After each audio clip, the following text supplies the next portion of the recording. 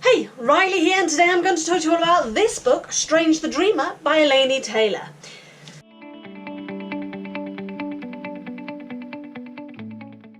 Now I'm a little bit late to the party with this one, seeing as this book was actually released in March of this year. I really don't know how I missed it, especially given how much I loved the Daughter of Smoke and Bone trilogy. Awesome set of books, I tell you.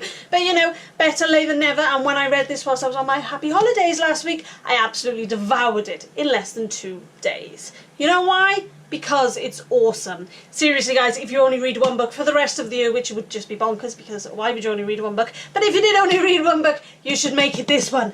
And let me tell you why. If you've read any Laini Taylor before, then you already know how amazing her writing is. She has such a fantastic, magical way with words.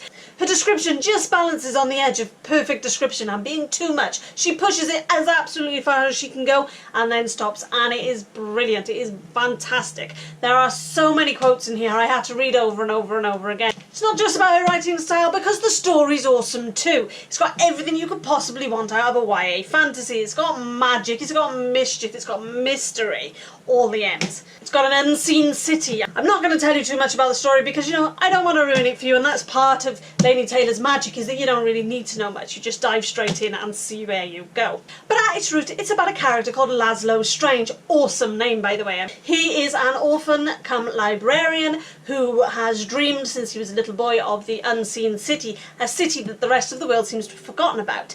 This book is all about his desire to find out more information and his desire to get to that city, and what happens when he does get to that city. Talking of the city, in fact the world as a whole, Laini Taylor's world building is superb. It's consistent, it's deep, it's profound, it's beautiful. Really beautiful.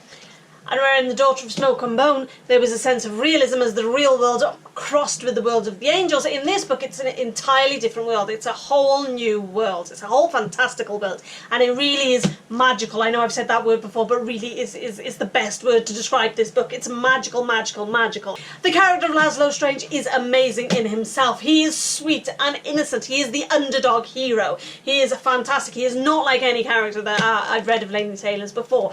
He is so good in a way that's not even annoying. You know, sometimes you get characters that are just good at everything and they're so sweet and kind and generous, and you just want to strangle them for being so good, and you just want to say, stop being so nice to people. Actually, with Laszlo, it's not like that. He is sweet and lovely, and you cheer him along every step of the way. He is fantastic. Favourite character ever. In fact, all of the characters in this book are fantastic characters, and they really suit the world that Laini Taylor has built. The other thing worth mentioning is that although this is completely different from Daughter of Smoke and Bone in that it's a new world and a new story and new characters, there are actually some themes that run quite closely to it, in parallel to it, such as war, such as the distinction between good and evil, the whole idea of baddies and goodies.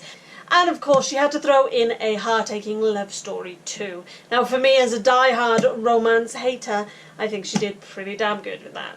I for one can't wait for the next book. The next book I believe is going to be called The Muse of Nightmares, which, if you've read this book, or when you've read this book I should say, you'll understand the title. I cannot wait for it. I tried to pre-order it on Amazon and I can't because there's not even a release date yet. Oh my god, I don't know how I'm going to cope with waiting for this next book. At least when I read Daughter of Smoke and Bone, the rest of the trilogy had already been released.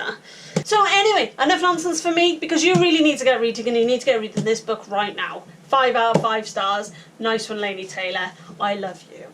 That's it for today. Don't forget to hit the subscribe button and check out some of my other videos. And if you want to see some of my other book reviews, check out my blog at rileyjfroud.com.